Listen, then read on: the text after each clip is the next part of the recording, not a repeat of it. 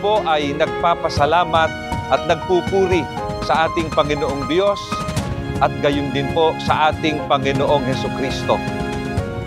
Salamat po kapatid na Eduardo V. Manalo sa inyong pagmamahal sa amin at sa buong iglesia. Happy 16th anniversary po!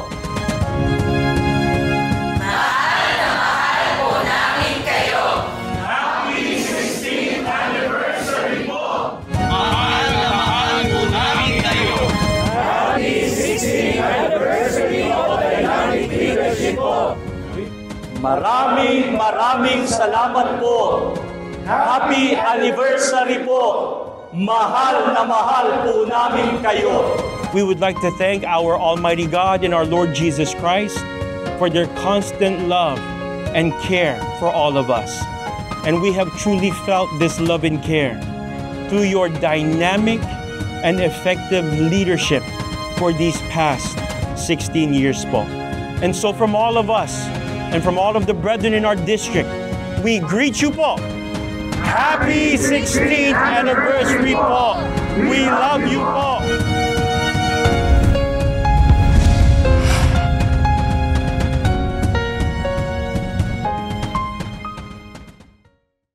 Mga kaibigan, ang inyo pong napanood ay ilan lamang po sa pagbati ng aming mga kapatid sa iba't ibang panig po ng mundo sa pagsapit po ng ika-16 na anibersaryo ng pamamahala ng kapatid na Eduardo V. Manalo sa buong iglesia. Kami man po ay babati sa atin pong pinakamamahal na kapatid, ang kapatid na Eduardo V. Manalo. Happy 16th anniversary po sa inyo pong pamamahala sa loob ng iglesia. Na sa tulong po at awa ng Panginoon Diyos ay patuloy pong nagtatagumpay ang iglesia sa iba't ibang larangan ng gawain. Kaya ang tatalakayin po natin ngayon, kapatid na Leo, ay may kinalaman po sa pamamahala sa loob po ng iglesia. Sa bawat panahon po kasi, kapatid na Leo, ay ang ating Panginoong Diyos naghahalal o naghihirang ng mga taong maglilingkod sa Kanya at magiging kabilang sa Kanyang bayan. Sa panahon po ng mga propeta, ang kinikilala ng ating Panginoong Diyos na bayang hinirang niya ay ang bayang Israel. Totoo po yan, kapatid na Glenn. At mga kaibigan, kung paano pong ang Panginoon Diyos ang humihirang ng mga taong maglilingkod sa Kanya, siya rin po ang naglalagay ng magiging leader sa Kanya pong bayang hinirang. Meron po bang patotoo mula po sa Biblia, kapatid na Leo, na ang ating Panginoong Diyos ang naglalagay ng leader o mamumuno sa Kanyang bayan? Mayroon, kapatid na Glenn at mga kaibigan. At ito po ay mababasa natin dito po sa Jeremias, sa 3 at 15, dinggin po natin. Bibigyan ko kayo ng mga pinunong tatalima sa akin at pamamahalaan nila kayo ng buong katalinuhan at pagkaunawa. Mga kaibigan, maliwanag po sa pahayag mismo ng atin pong Panginoon Diyos na siya ang nagbibigay po o naglalagay ng magiging pinuno o leader sa kanyang bayan. Katulad ng ginawa niya noon, kapatid na Glenn, sa kanyang unang bayang hinirang na ito ay ang bayang Israel. Ano po ang layunin ng ating Panginoong Diyos sa paglalagay niya ng leader o mamumuno sa Kanyang bayan? Ang sabi po ng ating Panginoon Diyos, mga kaibigan, pamamahalaan nila kayo ng buong katalinuhan at pagkaunawa. At ayon din po sa Biblia, mga kaibigan, ito ay gagawin nila sa pamamagitan ng pagtalima sa mga kautusan ng ating Panginoon Diyos. Opo. Sa makatwid, mga kaibigan, hindi po bagong bagay na ang Panginoong Diyos ay naglalagay ng magiging leader sa Kanya pong bayan. Bakit po kaya ang Diyos mismo ang naglalagay ng magiging leader o mamumuno sa Kanyang bayan? Di po ba pwede na doon sa isang kabilang sa bayan ng Panginoong Diyos na nag-aakala at nag-iisip, meron naman siyang kakayahan baka pwede namang magpresenta na lang siya para pamunuan o maging leader sa bayan ng Panginoong Diyos. Pakinggan natin, kapatid na Glenn at mga kaibigan, ang nakasulat po dito po sa Exodo, sa 3:10. Halika nga ngayon at ikaw ay aking susuguin kay Faraon upang iyong ilabas sa Ehipto ang aking bayan na mga anak ni Israel. Mga kaibigan, si Moises po ay isinugo ng ating Panginoon Diyos para ilabas sa Ehipto ang kanyang bayan o ang bayang Israel. Kapatid na Glenn, hindi nagpresenta si Moises para pangunahan ng Israel para ilabas o palayain ang mga Israelita mula sa Ehipto. Ang totoo, kapatid na Glenn, ay nung pasimula ay nag-atubili pa nga itong si Moises doon sa iniaata sa kanyang gampanin ng ating Panginoon Diyos dahil nga sa kapintasan niya sa pagsasalita. At yan mga kaibigan ay mababasa po natin sa Exodo sa 4:10. Subalit palibasa nga po, kapatid na Leo, na ang Panginoong Diyos ang naglagay kay Moises para pamunuan at maging leader sa kanyang bayan o sa bayang Israel. Ang Diyos din ang tumulong sa kanya para matupad niya yung layunin ng paglalagay sa kanya ng Diyos, pangunahan ng bayang Israel at nakalaya po sila sa pagkaalipin po sa Ehipto. At nang si Moises po ay pumanaw na, kapatid na Leo, sa paglalakbay po nila sa ilang, sino rin po ang naglagay ng hahalili po sa kanya para manguna at maging leader sa bayang Israel? Ang Panginoon Diyos din, kapatid na Glenn at mga kaibigan. At iyan po ay bababasa po natin dito po sa Josue. Sa 1:1-2. 5, dinggin po natin. Nangyari nga, pagkamatay ni Moises na lingkod ng Panginoon, na ang Panginoon ay nagsalita kay Josue na anak ni Nun, na tagapangasiwa ni Moises, na sinasabi, si Moises na aking lingkod ay patay na. Ngayon nga'y tumindig ka, tumawid ka sa hordang ito, ikaw at ang buong bayang ito, hanggang sa lupain na aking ibinibigay sa kanila, sa makatwidbagay sa mga anak ni Israel. Walang makatatayong sino mang tao sa harap mo sa lahat ng mga araw ng iyong buhay. Kung paanong ako'y sumakay Moises, ay gayon ako sa iyo.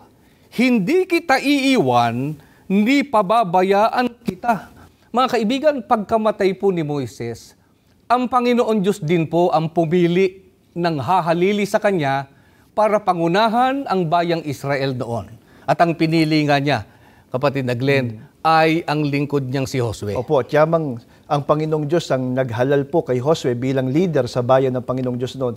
Ano pong pangako ng Diyos kay Josue? Ang sabi po ng ating Panginoon Diyos, kapatid na Glenn at mga kaibigan, kung paanong ako'y sumakay Moises, ay gayon ako sa iyo. Hindi kita iiwan, ni pababayaan kita. Kaya mga kaibigan, sa panahon po ng pangungunan noon ni Josue, ay nakarating ang bayang Israel sa lupaing ipinangako sa kanila ng ating Panginoon Diyos. At ang lupaing yon, kapatid na Glenn, ay yun nga pong lupain ng Kanaan. Subalit sa paglipas po ng panahon, kapatid na Leo, gaya po ng pinatutunayan po sa atin ng Biblia, dumating po ang panahon na ang bayang Israel hindi po nakapamalaging bayan ng Panginoong Diyos, sapagkat tumalikod na sila sa Kanya. Gaya po ng mababasa po ng ating mga taga-subaybay sa kanilang screen, nakatala po yan sa Daniel 9:11. At kapatid na Glenn, mga kaibigan, dahil nga po sa patakaran na ng ating Panginoon Diyos ang paghahalal at pagpili ng mga taong maglilingkod sa Kanya, sa panahong Kristiyano po ay isinugo ng Panginoon Diyos ang ating Panginoong Jesucristo upang itatag ang Kanyang iglesia. At iyan ay mababasa po natin, mga kaibigan, sa Mateo 16 at 18. At ang iglesyang ito, kapatid na Glenn, ay tinawag ng mga apostol na Iglesia ni Cristo. At mga kaibigan, mababasa po natin yan sa Roma 16:16. Kapatid na Leo, alam naman po ng marami na dumating din ang panahon ng Panginoong Jesucristo, umakyat na po sa langit. Opo. Nang siya ay umakyat na po sa langit, sino po ang inilagay ng Panginoong Diyos para maging leader o mamuno sa bayan ng ating Panginoong Diyos noon, nung unang siglo, na yun nga ang Iglesia ni Cristo? Ganito po ang ating mababasa, mga kaibigan. Dito po sa unang Korinto, sa 12 at 28. At ang Diyos ay naglagay ng ilan sa iglesia Una-unay mga apostol, ikalaway mga propeta, ikatloy mga guro, saka mga himala, saka mga kaloob na pagpapagaling, mga pagtulong, mga pamamahala, at iba't ibang mga wika. Mga kaibigan, nang ang ating Panginoong Jesucristo po ay umakyat na sa langit, ang mga apostol po ang inilagay ng ating Panginoon Diyos upang pamahalaan o pangunahan ang iglesia na itinatagpo ng ating Panginoong Jesucristo. Sino po ang isa sa mga apostol, kapatid na Leo, na inilagay ng Panginoong Diyos para pangunahan at pamunuan ang iglesia ni Kristo noong unang siglo? Si Apostol Pablo, kapatid na Glenn at mga kaibigan. At ito po ang ating mababasa dito po sa Kolosas 1:25. Pakinggan po ninyo ang pahayag mismo ni Apostol Pablo. Na ako'y ginawang ministro nito ayon sa pamamahala na mula sa Diyos, na ibinigay sa akin para sa inyo upang maipahayag ang salita ng Diyos. Mga kaibigan, ang Panginoon Diyos po ang gumawa o nagtalaga kay Apostol Pablo upang mamahala sa Iglesia ni Kristo noon sa dako po ng mga hintil. Kaya mula pa po noon, maging hanggang sa panahong Kristiyano, ay patuloy po ang patakaran ng Panginoon Diyos na siya po ang naglalagay ng mamamahala o mangunguna sa kanyang bayan. At katulad din po ng mga naunang sinugo ng Panginoon Diyos, ang ipinamahala po ni Apostol Pablo sa mga kaanib sa Iglesia ni Kristo noon ay ang mga salita o kalooban ng ating pong Panginoon Diyos. Subalit pinatutunayan din po, kapatid na Leo, ng mga banal na kasulatan na ang Iglesia ni Kristo noong unang siglo, pagpanaw po ng mga apostol, ay ganap ng natalikod sa pananampalataya. Ang tanong po ito ngayon, meron po bang humalili doon sa Iglesia ni Kristong natalikod noong unang siglo na magiging bayan ng Panginoong Diyos na maglilingkod po sa Kanya? Meron, kapatid na Glenn at mga kaibigan. At ito po ay mababasa po natin dito po sa Isayas, sa 43, 5 hanggang 6. Dinggin po natin. Mula sa malayong silangan, dadalhin ko ang iyong lahi, at mula sa malayong kanluran, titipunin kita. Aking sasabihin sa hilagaan, bayaan mo sila. At sa timugan, huwag mo silang pigilin. Dalhin mo rito ang aking mga anak na lalaki mula sa malayo, at ang aking mga anak na babae mula sa mga wakas ng lupa. Ang binasa po natin ay hula o paunang pahayag ng ating Panginoon Diyos tungkol sa kanyang gawain sa panahong ends of the earth o mga wakas ng lupa. Ito po ay ang pagtawag ng ating Panginoon Diyos sa kanyang mga anak na lalaki at babae mula po sa malayong silangan, na ang katuparan po ng malayong silangan ay ang bansang Pilipinas. Ito po ay tumutukoy sa Iglesia ni Kristo na amin pong ipinangangaral sa inyo, na ipinangaral po ng kapatid na Felix Manalo, na siyang sinasampalatayanan po namin na sugo ng ating Panginoon Diyos sa mga huling araw. Mapapansin po natin, mga kaibigan, na kung papaanong nagtatag ang Panginoon Diyos ng kanyang bayan sa ating panahon ngayon, ay meron ding itinalaga siyang leader. Siya rin po ang naghalal ng mangunguna sa bayan niya sa mga huling araw na ito, sa katauhan po ng kapatid na Felix Y. Manalo. Kaya yung patakaran po ng Panginoong Diyos na siya ang naghahalal ng mga taong maglilingkod sa Kanya at siya ang maglalagay ng leader sa Kanyang bayan, nagpatuloy po hanggang sa panahon po natin ngayon. Totoo yun, kapatid na Glenn. Mga kaibigan, kaugnay po niyan, panoorin po natin ito. Hulyo 27, 1914, ay opisyal na narehistro ang Iglesia ni Cristo sa pamahalaan ng Pilipinas. Sa pamamagitan ng pagsusugo ng Diyos kay kapatid na Felix Y. Manalo, ang sugo ng Diyos sa mga huling araw ay naipangaral ang mga katotohanang maghahatid sa tao sa kaligtasan. Sa panahon ng kanyang pamamahala, ang Iglesia ni Cristo ay lumago sa kabila ng mga pangungutya at matitinding pag-uusig. Hayag sa mga kaanib sa Iglesia ni Cristo ang kanyang pagmamahal at pagmamalasakit alang-alang sa kanilang pananampalataya. Sa loob ng 49 na taon ay matagumpay niyang pinangunahan ang Iglesia ni Cristo.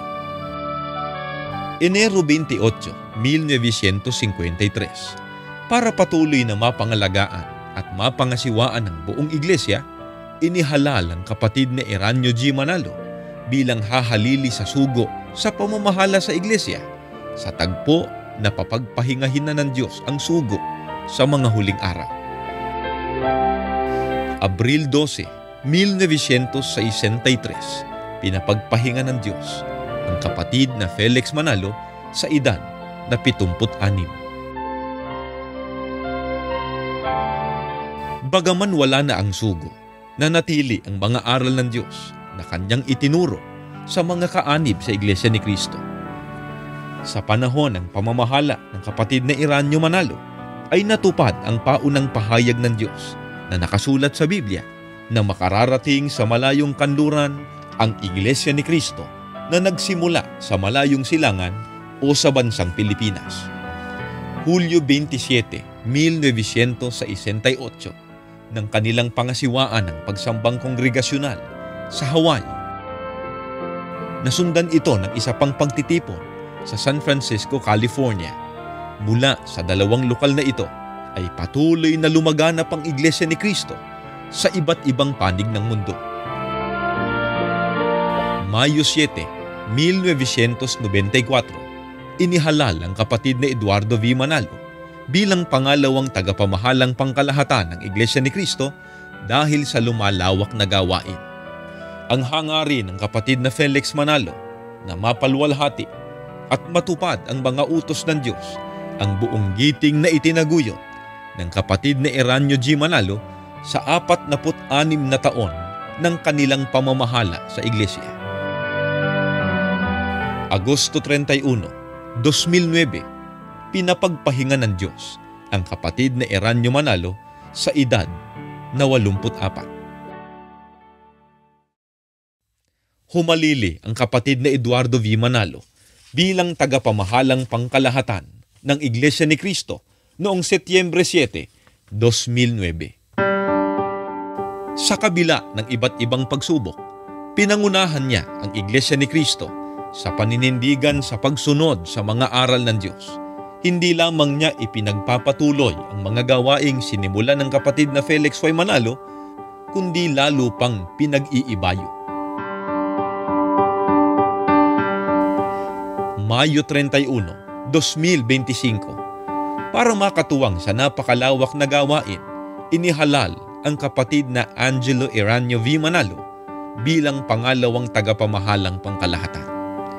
Sa loob ng 16 na taon ng pamamahala ng kapatid na Eduardo V. Manalo sa Iglesia ni Cristo, patuloy siyang kinakasangkapan ng Diyos upang ang kanyang gawain sa mga huling araw na ito na sinimula ng kanyang inihalal na sugo, ang kapatid na Felix Y. Manalo, ay maitaguyod at patuloy na magtagumpay. Sa Diyos ang lahat ng kapurihan at kaluwalhatian. Sa napanood po natin, kapatid na Leo, ay pinakita po sa atin na bagaman pinapagpahinga ng Diyos ang sugong leader na itinalaga niya sa bayan niya sa mga huling araw na ito o sa Iglesia ni Cristo, yun nga kapatid na Felix Manalo, ay naghalal siya ng pamamahala na siyang mangunguna sa Iglesia ni Cristo sa kabuuan nito sa pangunguna po ng ating tagapamahalang pangkalahatan ngayon, ng kapatid na Eduardo V. Manalo. Ngayon, kapatid na Leo, ano po ang pinagpupunyagian ng pamamahala sa Iglesia sa pangunguna po ng kapatid na Eduardo Manalo? Ganito po mga kaibigan ang atin pong mababasa dito po sa Kolosas 1:25 hanggang 26 at 28 hanggang 29.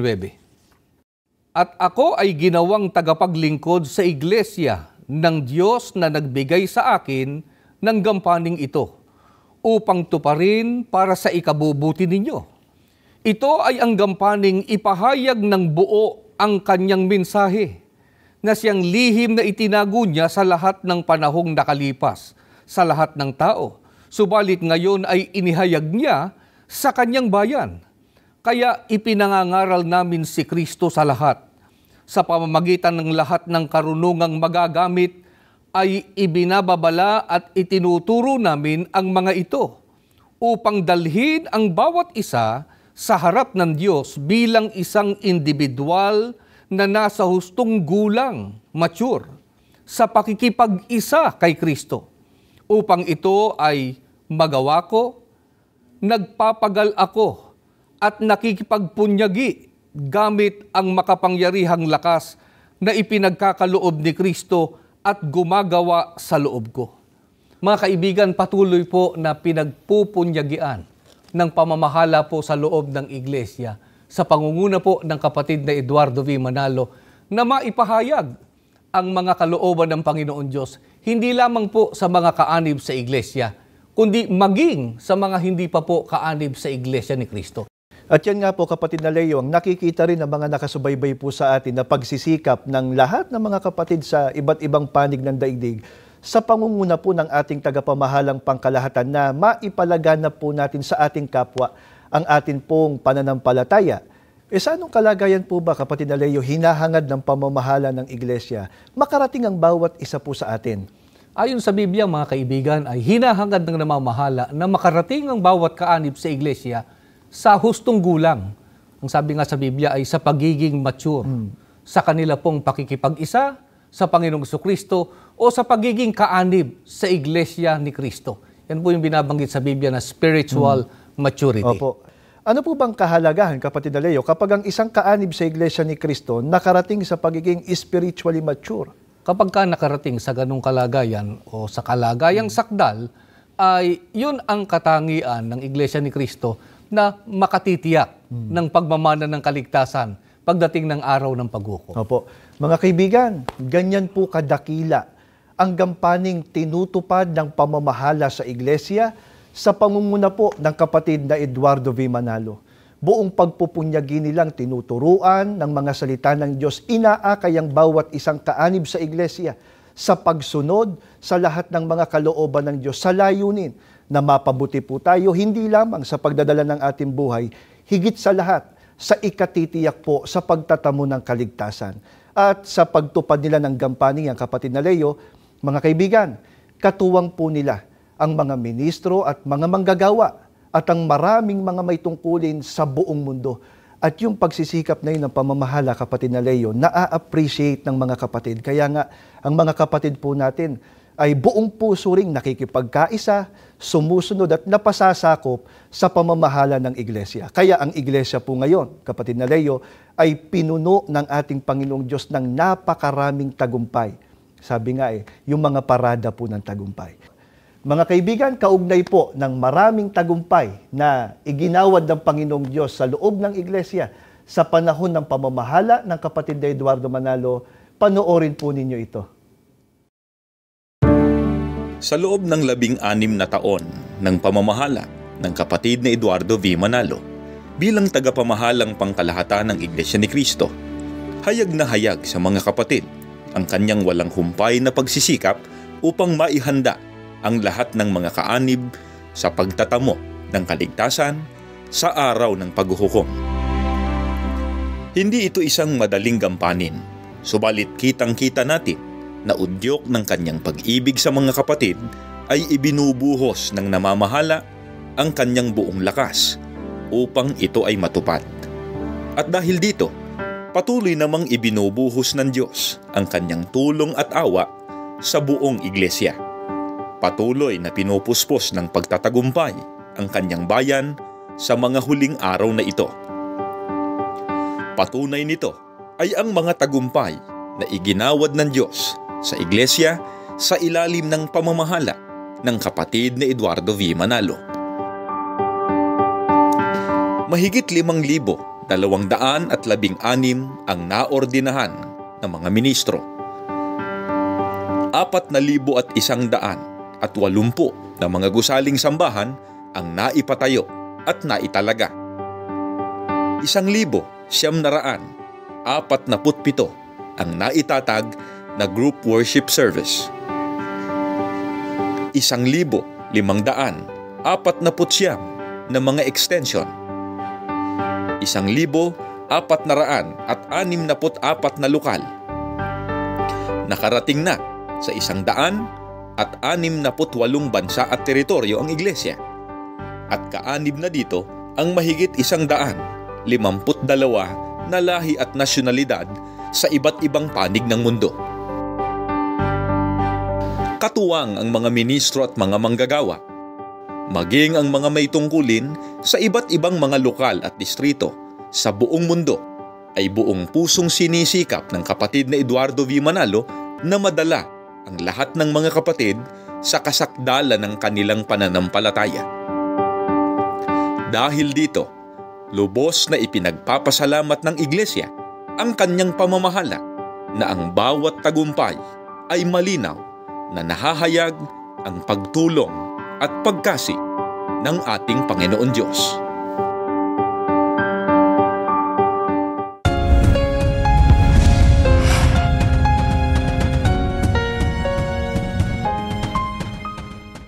Ang napanood po natin, kapatid na Leo, ay ilan lamang po sa mga tagumpay na iginawad ng Panginoong Diyos sa iglesia sa kanyang kabuuan. Ang pinatutunayan po niyan, hawak ng ating Panginoong Diyos ang iglesyang ito at ang pamamahala sa loob ng iglesia. Ang lahat po ng kapurihan at kalwalhatian ay atin pong iniaalay sa atin pong Panginoon Diyos. Mga kaibigan, nawa po ay maging daan ang mga katotohanan ito na nakasulat sa Biblia na amin pong tinalakay at ipinaglingkod sa inyo ngayon upang makilala ninyo ang kahalagahan ng Iglesia ni Cristo na amin pong ipinangangaral. Patuloy nawa kayong magsuri sa mga aral ng Panginoon Diyos na amin pong sinasampalatayanan. Sana po ay makasama namin kayo sa Iglesia ni Cristo na siyang bayan ng Panginoong Diyos sa ating panahon at pinangungunahan ng pamamahala na inilagay ng Panginoong Diyos para po sa kapakanan ng ating kaligtasan. Mga kaibigan, bago lamang po tayo magtapos, samahan po ninyo kami sa isa pong panalangin.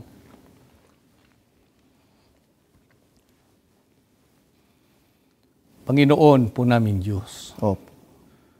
salamat po ng maraming sa iyo. Amen. Sa lahat po ng mga pagtatagumpay Opo. na iginagawad mo po sa iyong banal na iglesia. Opo. Sa pangunguna po ng aming tagapamahalang pangkalahatan, Opo. ang kapatid na Eduardo V. Manalo. Amen. Ang lahat ng ito ay kahayagan. Nahawak mo po ang iyong pamamahala. Amen. At ikaw po ang patuloy na nagbabasbas at tumutulong sa Iglesia ni Cristo sa mga huling araw na ito. Amen. Nawa ay kaawaan mo po ang aming mga taga-subaybay Opo. na hindi pa po namin kapananampalataya. Amen. Makasama namin sa paglilingkod na ito, Amen. sa tunay na pagsamba sa iyo, Opo. at sa pagmamana po ng iyong mga dakilang pangako. Amen. Panginoon po naming Jesus, nawa ay patuloy mo po pong igawad ang marami pa pong pagtatagumpay Amen. sa iyo pong banal na iglesia. Amen. Ama, sumasampalataya po kami. Ipinagkaloob mo po ang aming mga panalangin. Amen. Hinihiling po namin ang lahat sa ngalan ng Panginoong Jesus na aming tagapagligtas. Amen. Amen.